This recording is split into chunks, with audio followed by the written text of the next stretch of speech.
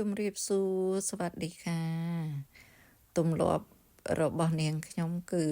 ចំរៀងបន្លែនៅពេលដែលខ្ញុំរៀងបន្លែគឺខ្ញុំត្រាំវាសិនត្រាំវាជាមួយនឹងទឹកខ្មេះហើយនឹងអំបិលរយៈពេលកន្លះម៉ោងទៅ1ម៉ោងអីចឹងទៅហើយខ្ញុំក៏ចាប់ផ្ដើមយកមកលាងចាខ្ញុំប្រមូលបន្លែទាំងអស់ដាក់ត្រាំហើយខ្ញុំយកមកលាង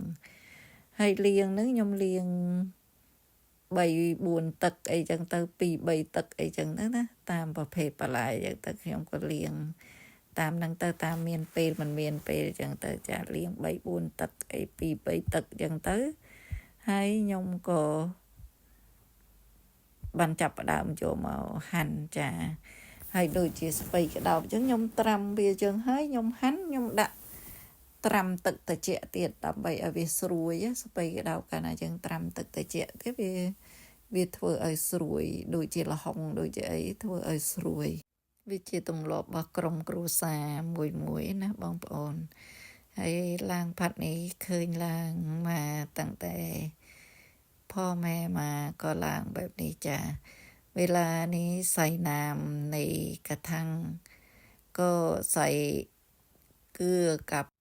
น้ำส้มไม่มีน้ำส้มก็ใส่มะนาวจ้ะก็ทำแบบนี้ตั้งแต่รู้มาค่ะแต่ก็แช่ผัดในแต่ครึ่งชั่วโมงค่ะครึ่งชั่วโมงล้างไม่เวลาก็แช่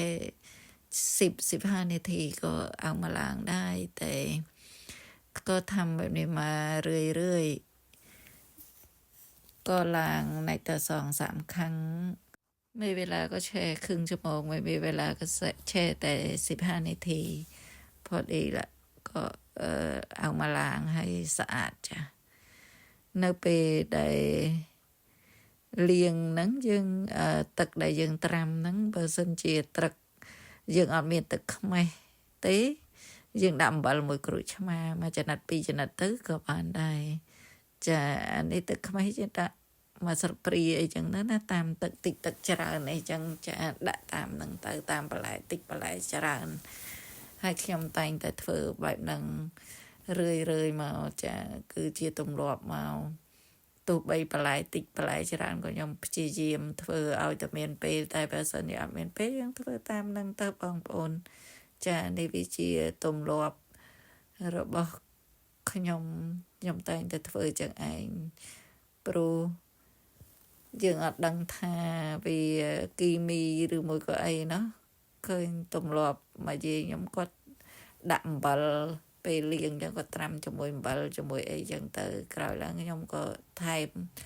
ទឹកខ្មេះអត់មានទឹកខ្មេះខ្ញុំក៏ដាក់ក្រូចឆ្មាលាងទៀតទៅចា